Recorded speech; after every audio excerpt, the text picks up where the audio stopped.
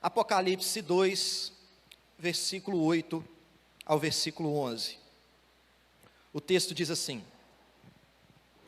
Ao anjo da igreja em Esmirna, escreve: Essas coisas diz o primeiro e o último. Conheço a tua tribulação, a tua pobreza, mas tu és rico, e a blasfêmia dos que a si mesmos se declaram judeus e não são, sendo antes sinagoga de Satanás. Não temas as coisas que tens de sofrer. Eis que o diabo está para lançar em prisão alguns dentre vós, para serdes postos à prova. E tereis tribulação de 10 dias. Sê fiel até a morte, e dar-te-ei a coroa da vida. Quem tem ouvidos, ouça o que o Espírito diz às igrejas. O vencedor, de modo nenhum, sofrerá dano da segunda morte. Feche seus olhos mais uma vez. Pai amado, nós nos dobramos diante do Senhor, Pai, porque dependemos de Ti. Nós desejamos e precisamos, Pai, ouvir a Tua voz. Então, em nome de Jesus, que o Senhor ilumine o nosso espírito, pelo poder do Teu Espírito, e fale conosco aquilo que o Senhor deseja nos falar nessa noite. Em nome de Jesus, amém. Querido irmão, a primeira mensagem de Cristo foi para a igreja em Éfeso, na cidade de Éfeso. A segunda mensagem de Cristo aqui no livro do Apocalipse é exatamente para a igreja na cidade de Esmirna. E querido irmão, essa cidade é a única cidade das 7 mencionadas aqui que existe até o dia de hoje. É a única cidade que sobreviveu. Ela fica na Turquia e o seu nome moderno é Izmir. Para a gente compreender melhor o que Jesus está dizendo a essa igreja, nós precisamos entender algumas questões sobre a cidade de Esmirna e sobre a igreja que está ali localizada. E a primeira coisa que nós precisamos entender é que essa cidade era uma cidade rica, meus amados irmãos. Esmirna era uma cidade rica. Além de ser rica, era uma cidade muito bela, a mais bela da Ásia Menor. Era considerada a flor da Ásia, tamanho a sua beleza. Era uma cidade comercial, ficava ali o principal porto da Ásia. Era uma cidade que tinha uma arquitetura muito bonita. Haviam ali vários templos construídos, vários templos dedicados aos deuses pagãos. Então, irmãos, Esmirna, estou falando, a cidade de Esmirna era grande por sua beleza. A cidade de Esmirna era grande por sua importância política e religiosa, e a cidade de Esmirna era grande pelo seu potencial comercial. Era uma cidade rica. E o paradoxo aqui, irmãos, é que apesar de ser uma cidade rica, a igreja de Cristo que estava ali, como veremos no texto, era uma igreja muito pobre. Em segundo lugar, é importante destacar que essa cidade era uma cidade fiel a Roma, irmãos. Era uma cidade fiel ao Império Romano. A população dessa cidade sabia muito bem o significado da palavra fidelidade, porque de todas as cidades orientais, Esmirna era a aliada mais antiga e mais fiel ao Império Romano. Essa cidade era tão fiel ao Império Romano que foi a primeira cidade a construir um templo à deusa Roma. Então a fidelidade da cidade a Roma era famosa em todo o mundo antigo. E o paradoxo aqui, irmãos, é que nessa cidade tão fiel a Roma, havia uma igreja ali, fiel a Cristo Jesus. Havia uma igreja ali que não se dobrava ao Império Romano. Outro ponto importante para a gente destacar aqui sobre essa cidade, é que era a cidade dos jogos atléticos.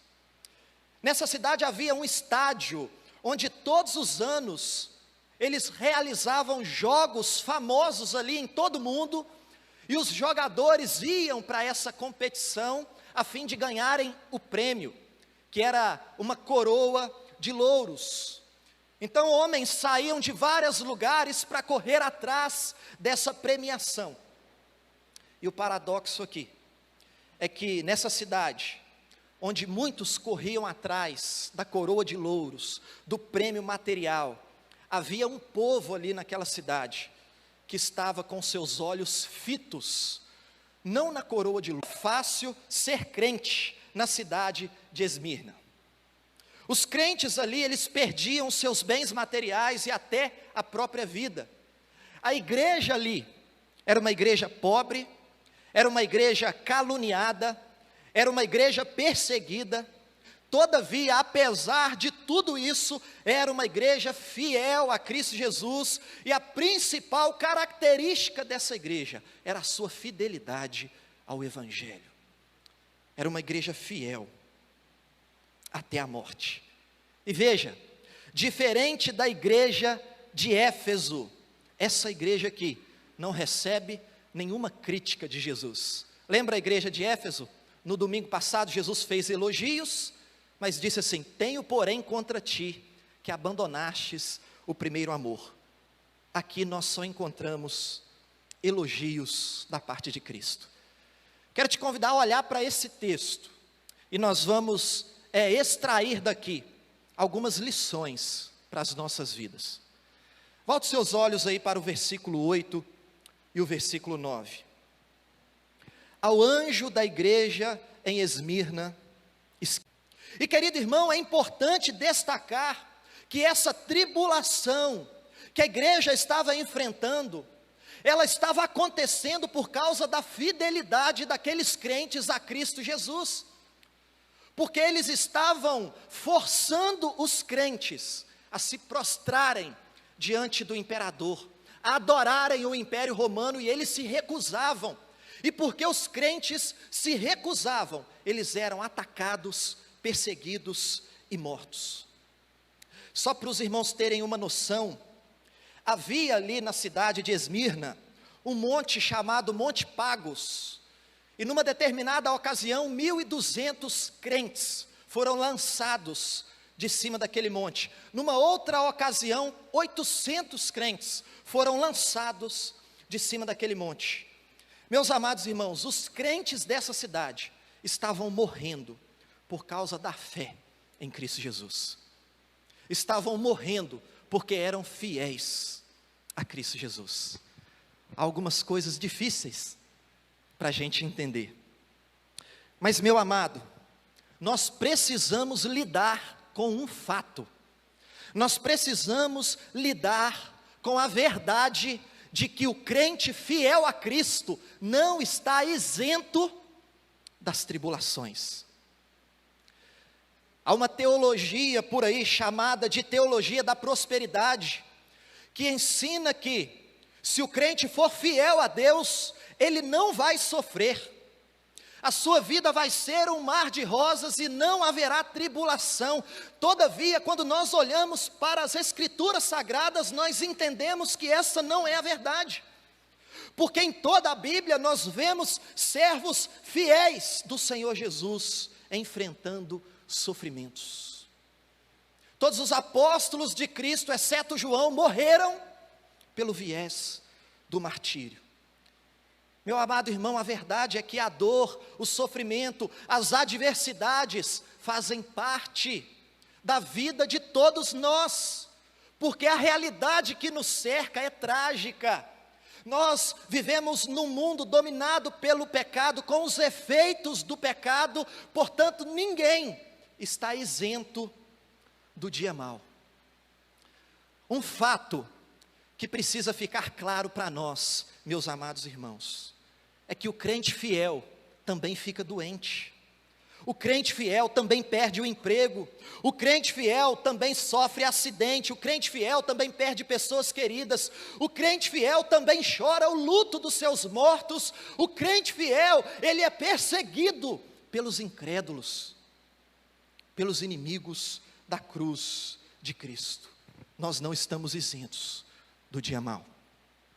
E Jesus está dizendo aqui: eu conheço a tribulação que vocês estão enfrentando, eu sei tudo que vocês estão passando por causa da fidelidade ao Evangelho, e Jesus continua: eu conheço a tua pobreza. Não é isso que o texto diz aí? Veja o versículo 9: conheço a tua tribulação, a tua pobreza. Que pobreza é essa? Querido irmão, no grego, tem duas palavras para se referir à pobreza. Uma delas é usada para se referir a um homem que carece do que é supérfluo, a um homem que tem o básico, não tem o luxo, mas o básico ele tem para sobreviver. E tem uma outra palavra no grego que faz referência à pobreza de um homem que não tem nem o essencial, que não tem acesso nem ao essencial para sobreviver. E a palavra que nós encontramos aqui nesse versículo é essa segunda palavra. Significa que a pobreza que essa igreja enfrentava era uma pobreza extrema. E essa pobreza, irmãos, era efeito colateral da tribulação que essa igreja enfrentava. Nós podemos falar aqui sobre várias razões da pobreza dessa igreja, mas a principal delas, que eu quero destacar aqui, é a perseguição que essa igreja estava enfrentando. Sabe por quê, querido irmão? Porque para comercializar em Esmirna, você precisava adorar o imperador. Se você não adorasse ao imperador, você não poderia comercializar dentro do Império Romano, você não poderia comprar ou vender se soubessem que você era crente, era cristão. E mais do que isso, irmãos, se o Império Romano descobrisse que você era cristão, os seus bens eram confiscados. Então você imagina, se o Estado decidir que só pode comercializar no Brasil quem se prostrar ao Estado, quem não for crente, e a sua casa, tudo que você conquistou, vai ser confiscado pelo Estado. A consequência óbvia é a pobreza. Então o Império Romano tirou toda a possibilidade de haver crescimento econômico na igreja de Cristo. Era impossível prosperar financeiramente se você fosse um crente na cidade de Esmirna. Por isso eles viviam em pobreza extrema por causa do nome de Cristo. O único jeito de um crente crescer financeiramente nessa cidade era negando o Evangelho e se dobrando ao Império Romano. Todavia essa igreja aqui era uma igreja fiel, era uma igreja que amava mais a Jesus do que os bens materiais, e eles estavam dispostos a viver a pobreza, a negar o seu Senhor.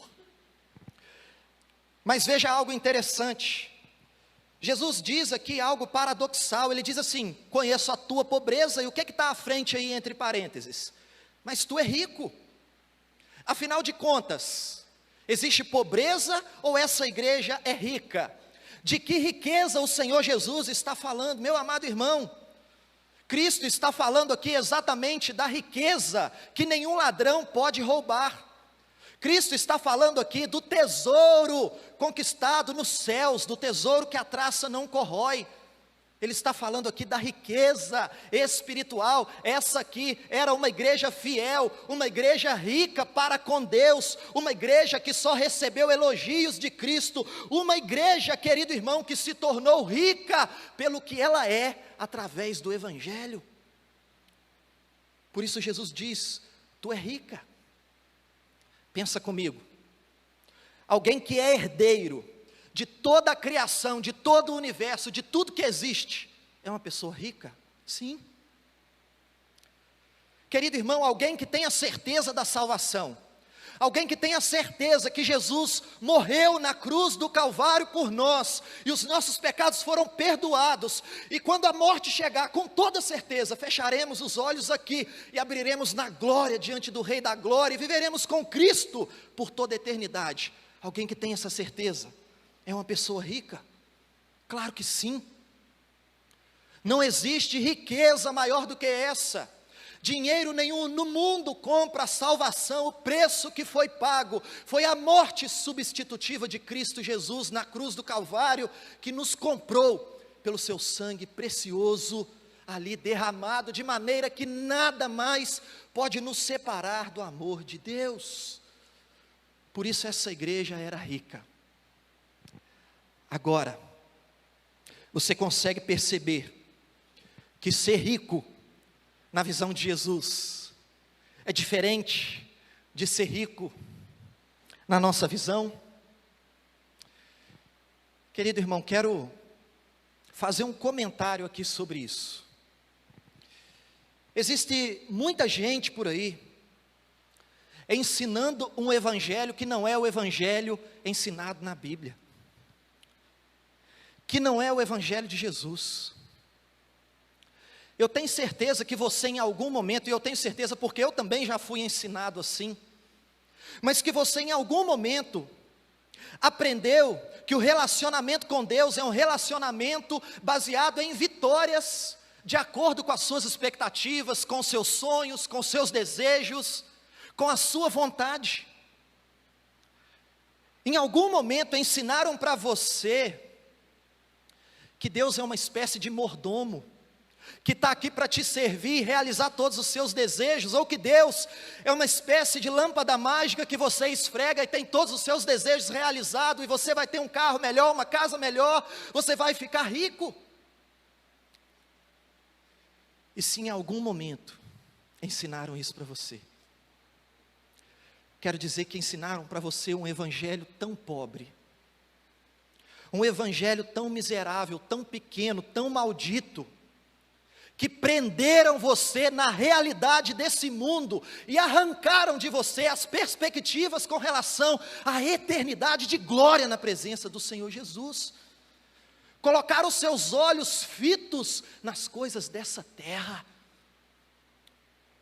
e arrancaram de você a alegria de viver numa perspectiva eterna, de desejar as coisas que são eternas mais do que as coisas que são passageiras. Veja, irmãos, eu não estou dizendo que a riqueza não seja algo bom para nós, não é isso.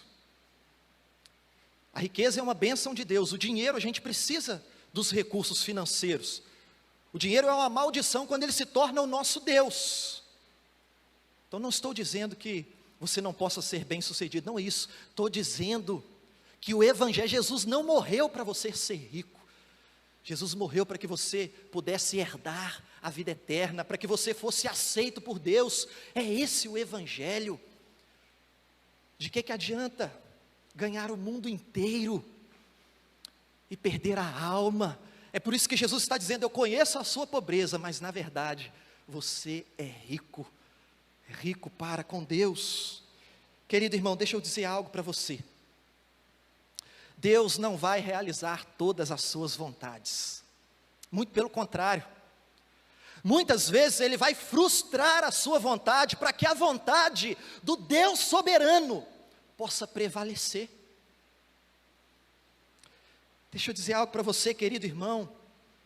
O propósito de Deus não é satisfazer todos os nossos desejos materiais e imediatos, como se nós fôssemos filhos mimados. Não, o propósito de Deus é moldar o nosso caráter à imagem de Cristo Jesus e nos preparar para a vida no porvir, a glória eterna. E muitas vezes Ele usa a tribulação para moldar o nosso caráter, para nos fazer crescer, para nos aproximar do Senhor Jesus.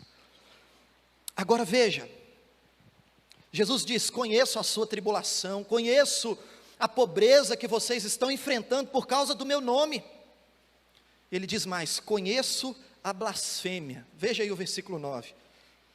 depois que ele fala da pobreza, mas tu é rico, e a blasfêmia dos que a si mesmos se declaram judeus e não são, sendo antes sinagoga de Satanás. O que está acontecendo aqui, irmãos? Além de tudo isso que eles estavam enfrentando, a tribulação, a pobreza, os judeus daquela cidade, os judeus estavam difamando os cristãos. Toda essa perseguição do Império Romano contava com a ajuda dos judeus.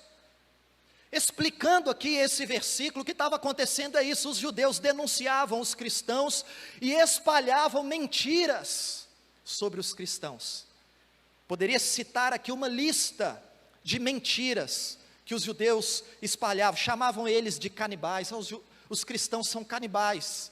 Por quê? Por conta da celebração da Santa Ceia, o corpo de Cristo, o sangue de Cristo. Enfim, diziam que eles eram desleais porque os cristãos não se dobravam ao Império Romano, diziam que eles eram ateus, que eles não tinham um Deus, porque eles não participavam de nenhum culto pagão. Enfim, o que os judeus estavam fazendo era envenenando a cabeça da sociedade contra os cristãos. Por isso eles foram chamados aqui de sinagoga de Satanás, porque esses judeus ali nessa cidade estavam trabalhando não para o reino de Deus, mas estavam trabalhando pelos interesses de Satanás, perseguindo a igreja de Cristo, sendo responsáveis muitas vezes pela morte dos cristãos. Então, meus amados, perceba, tribulação, pobreza, difamação, são muitas as aflições que os crentes aqui estavam enfrentando. Mas tem algo no início do versículo 9, que eu quero chamar a sua atenção. Veja as duas primeiras palavras do versículo 9.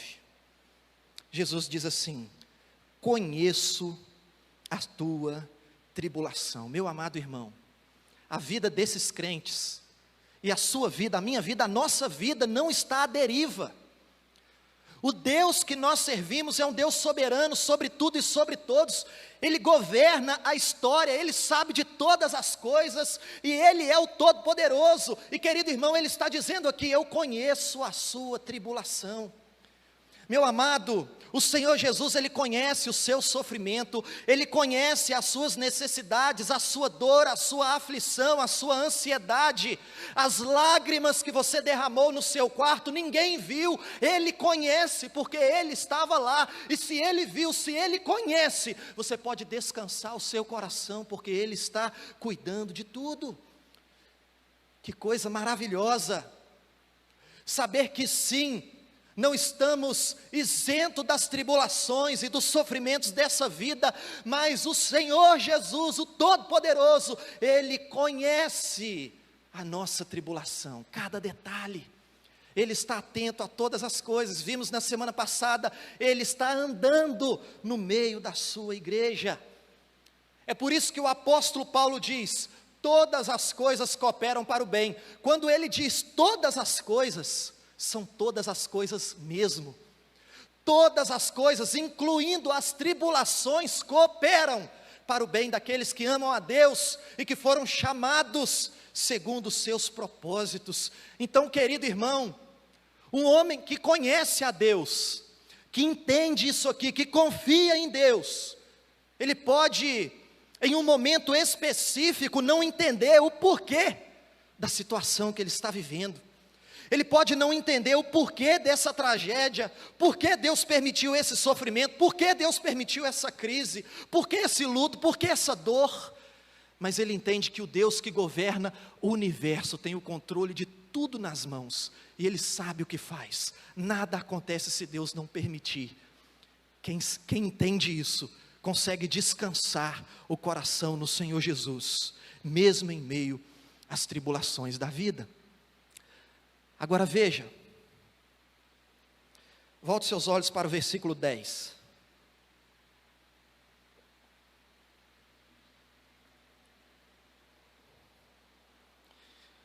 Não temas as coisas que tens de sofrer. Eis que o diabo está para lançar em prisão alguns dentre vós, para ser dispostos à prova. E tereis tribulação de 10 dias. Sê fiel até a morte, e dar-te-ei a coroa da vida. Presta atenção, querido irmão. Jesus está dizendo aqui, olha, eu sei tudo isso que está acontecendo com vocês hoje, mas esse sofrimento de vocês não vai acabar agora. Tem mais coisa ainda para acontecer. É isso que ele está dizendo. Ele está dizendo que não temas as coisas que tens para sofrer. Ou seja, tem mais sofrimento para acontecer na vida desses irmãos ainda. Mas Jesus está dizendo, não precisa ter medo. Eu estou no controle de todas as coisas. E que sofrimento é esse que ainda vai acontecer na vida desses irmãos? O texto diz, eis que o diabo está para lançar em prisão alguns dentre vós. Meu amado, nessa altura dos acontecimentos, muitos cristãos viviam escondidos para não serem apanhados pelo Império Romano. E o texto está dizendo que muitos desses que estão livres ainda seriam presos. E a prisão aqui muito provavelmente era para aguardar o julgamento e a execução. E o texto diz, para ser postos à prova, e tereis tribulação de 10 dias. O que significa essa expressão, tereis tribulação de 10 dias? Como falamos aqui, Apocalipse é um livro cheio de simbologias. E existem várias interpretações para essa expressão 10 dias. Todavia, a melhor interpretação aqui é que se trata de um período de tempo breve. Jesus está dizendo o seguinte, olha, vocês ainda vão enfrentar mais tribulação, mas é um período breve, vocês têm condições de suportar. É a ideia, querido irmão, de que Deus é fiel e não permite que sejamos tentados ou provados além daquilo que nós conseguimos suportar. Deus permite sim provações, mas não para nos destruir, muito pelo contrário. As provações que Deus permite nas nossas vidas servem para nos aprovar, para que possamos crescer em intimidade com o Rei de toda a glória. É isso que ele está dizendo, olha, a tribulação que vem, fica tranquilo, não precisa ter medo, porque eu estou no controle de tudo. Na hora certa, eu vou cessar o sofrimento. Confia em mim, é eu que estou fazendo todas as coisas. Fica calmo. Continue confiando em mim. Mas se você notar, o texto diz que o diabo está por trás dessas prisões, que isso ia acontecer. Por quê, irmãos? Porque o diabo, ele usa as tribulações para nos tentar, para nos fazer abandonar nossa fé em Cristo. Quando nós estamos sofrendo, o diabo vem e fala nos nossos ouvidos, se Deus fosse bom, Ele não permitia isso na sua vida. Larga esse Deus, abandona esse Deus. E aí o que Jesus diz para essa igreja? Olha, vai ter sofrimento, vai ter mais tribulações, mas aguenta mais um pouquinho. Continuam confiando em mim e continuam sendo fiéis. Por mais difícil que seja a igreja, continua sendo fiel. Alguém poderia perguntar, Jesus, e se forem nos matar? Jesus responderia, continua sendo fiel, até a morte. Mas confie em mim, porque eu vou dar para vocês a coroa da vida. E aqui Jesus usa um jogo de palavras, porque como eu disse no início, essa cidade era famosa pelos jogos atléticos, onde os jogadores lutavam para conquistar a coroa de louros, que era o principal prêmio daquela competição. E Jesus está dizendo assim, olha, o mundo corre atrás de uma coroa que não tem valor. A coroa que eu tenho para vocês, essa sim tem valor, que é a coroa da vida. Alguém poderia dizer, mas se eu estiver morto, de que adianta ganhar esse prêmio, essa coroa? Meu amado irmão, deixa eu dizer algo para você. Você vai morrer, você sabia disso? Todos nós aqui vamos morrer. A morte é inevitável. Só se Jesus voltar e a gente estiver por aqui ainda, aí a gente vai ter o corpo transformado e não passaremos pela morte física. Mas fora isso, todo mundo vai morrer. Pode ser daqui a 60 anos, daqui a 10 anos, daqui a um mês, eu não sei. O fato é que nós vamos morrer. Mas, quando a morte chegar, aquele que tiver a coroa da vida, ele vai fechar os olhos aqui, e quando abrir, ele vai estar em frente ao Cristo glorificado, de braços abertos, que dirá assim para ele: seja bem-vindo, servo bom e fiel. Você foi fiel no pouco, no muito te colocarei. Entra no gozo do seu Senhor, entra na alegria indizível do paraíso que meu Pai está preparando para os fiéis, desde a fundação do mundo. Meus amados irmãos, é isso que Jesus está falando: sejam fiéis a mim, até a morte, porque o que eu tenho para vocês é a coroa da vida. Deixa eu te contar uma história. Havia um homem chamado Policarpo, no primeiro século. Ele era discípulo de João, esse mesmo João, que escreveu o Apocalipse pela revelação de Cristo. E Policarpo era bispo da igreja de Esmirna, era o pastor dessa igreja aqui, irmãos. Tinha sido discípulo de João. No ano 155 depois de Cristo, mais ou menos uns 50 anos depois que essa carta aqui foi escrita, Policarpo foi preso, e os seus algozes disseram para ele: Policarpo, você tem que declarar, para a gente te soltar, você tem que declarar: César é Senhor. E Policarpo se recusou a fazer essa declaração. Então eles levaram Policarpo para o estádio, diante das pessoas, e o procônsul insistiu com ele, e disse assim, abre aspas: jura, maldiz a Cristo, e te porei em liberdade. Disseram para ele: olha, é só você negar a Cristo, que a gente vai te soltar. E Policarpo respondeu o seguinte, abre aspas: 86 anos eu tenho servido a Cristo, e Ele nunca me fez mal, só o bem. Como então eu posso maldizer o meu rei e o meu salvador?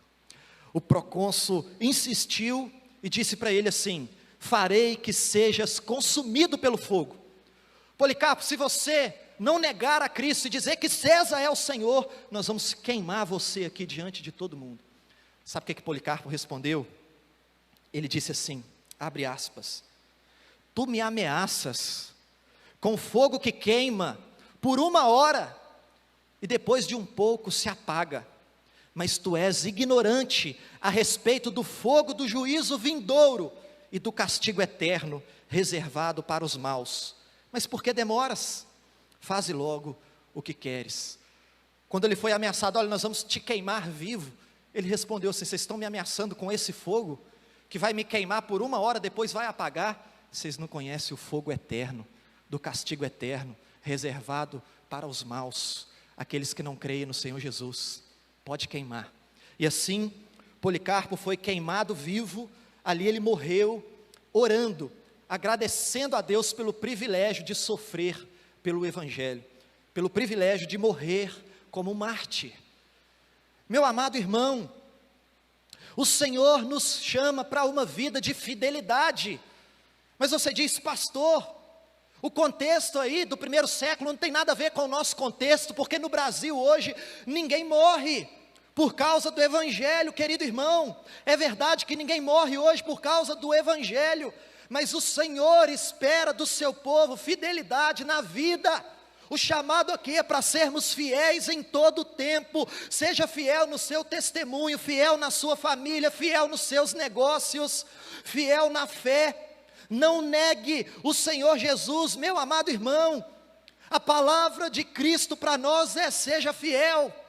Amado, seja fiel a Cristo, ainda que isso lhe custe o seu namoro, ainda que isso lhe custe os seus bens materiais, ainda que isso lhe custe o seu sucesso profissional, ainda que isso lhe custe a própria vida. O que o Senhor Jesus está dizendo é: seja fiel até a morte e descansa o seu coração, porque eu vou dar para você a coroa da vida. Você me pedir assim, pastor, resume essa mensagem em uma frase. Eu resumo da seguinte forma: meu irmão, não importa o que aconteça na sua vida, continue confiando em Deus, e continue fiel a Deus, em todas as áreas da sua vida. No seu trabalho, no colégio, no seu casamento, na sua família, nos seus negócios, continue fiel. E se algum dia acontecer no Brasil o que era realidade aqui no primeiro século, e o que é realidade hoje, irmãos, em muitos lugares no mundo, tem muitos irmãos perdendo a vida por causa do Evangelho.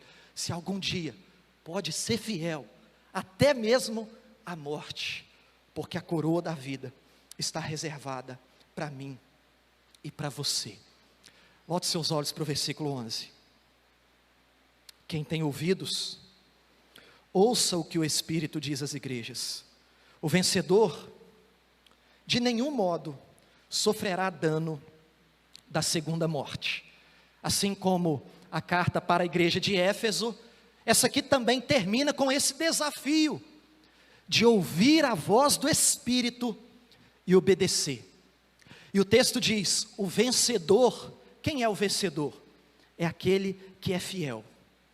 O vencedor jamais sofrerá dano da segunda morte. O que é a segunda morte, irmãos? Vocês sabem? Primeira morte é a morte física, todos nós vamos passar por ela. A segunda morte é a morte espiritual, é a morte eterna, é o castigo eterno. Lembra lá de Policarpo, que falaram com ele: nós vamos te queimar vivo. E ele disse: vocês estão me ameaçando com esse fogo? Vocês não conhecem o fogo eterno que está reservado para os maus. Policarpo estava fazendo referência exatamente à segunda morte. E querido irmão, certamente ele leu essa carta, porque ele morreu cerca de 50 anos depois dessa carta aqui. Policarpo, naquele momento, ele sabia que ele seria queimado, ele sabia que ele iria morrer, mas ele tinha a plena convicção que os danos da segunda morte, do fogo eterno, de maneira nenhuma lhe faria mal, porque ele se identificava com o vencedor aqui desse texto, aquele que é fiel até a morte, aquele que recebeu de Cristo a coroa da vida. Portanto, meus amados irmãos, o pior que o mundo pode nos fazer é nos matar, mas nós não temos o que temer, porque nós temos essa promessa da vida eterna, da salvação em Cristo Jesus. Eu poderia terminar aqui, eu pensei em muitos testemunhos de homens que foram fiéis a Cristo Jesus, mas eu escolhi um para compartilhar com os irmãos e a gente encerrar essa mensagem nessa noite. Quero convidar os irmãos do Ministério de Louvor que estejam aqui à frente.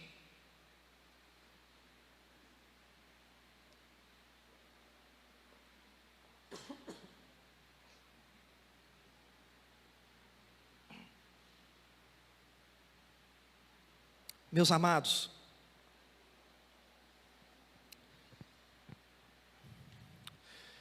um dia desse, acho que foi na reunião ali da dona Irene, nós cantamos o hino de número 194, e aí um irmão, acho que foi o Zé Carlos, falou assim: nunca tinha cantado esse hino. E aí o que eu vou contar aqui tem a ver com esse hino de número 194.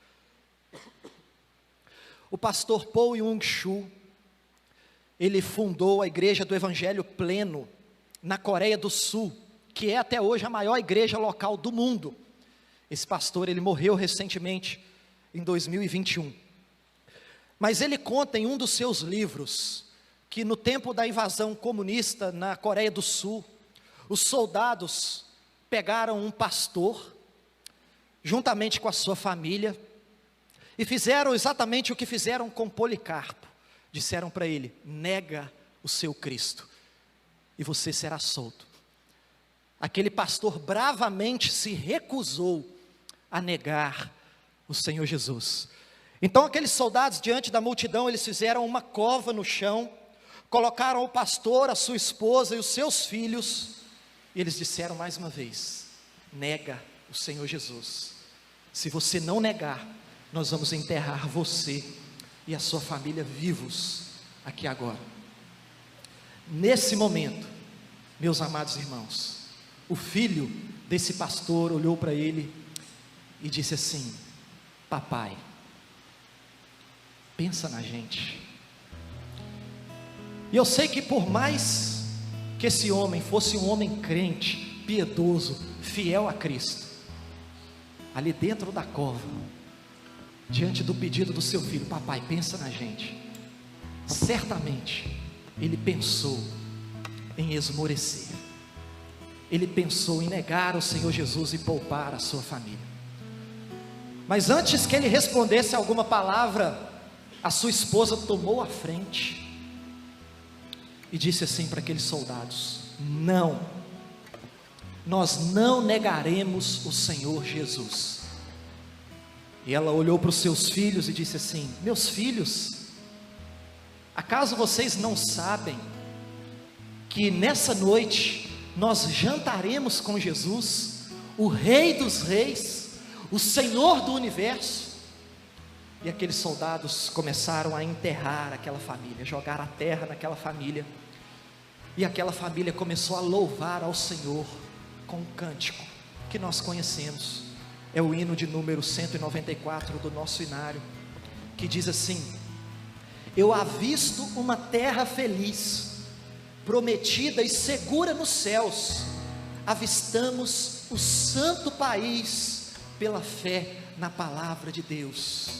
Com Jesus no porvir, viveremos num lindo país. Com Jesus no porvir, viveremos num lindo país. E enquanto eles cantavam com fervor, os soldados continuavam jogando a terra em cima daquela família, e eles continuavam louvando: pacientes podemos penar, se sofremos por Cristo Jesus, pois sem culpa, sem falta ou pesar, viveremos no reino da luz. Com Jesus no porvir, viveremos num lindo país. Com Jesus no porvir, viveremos num lindo país. E eles foram cantando até que a terra foi sufocando as vozes daquela família, e ali eles morreram. Mas com toda certeza, como aquela mãe disse para os seus filhos, naquela noite eles jantaram com o Senhor Jesus, porque foram fiéis até a morte e receberam de Cristo a coroa da vida. Meu amado irmão, não estamos isentos do dia mau, mas eu quero dizer para você que nenhuma tribulação, nenhum sofrimento, nenhuma dor, nada pode nos impedir de chegarmos em casa, a Jerusalém celestial. Nada pode nos separar do amor de Deus, que é nosso por intermédio de Cristo Jesus. Seja fiel, aconteça o que acontecer, seja fiel nos pequenos detalhes na sua vida, seja fiel até a morte, e dar-te-ei a coroa da vida. Amém? Vamos cantar.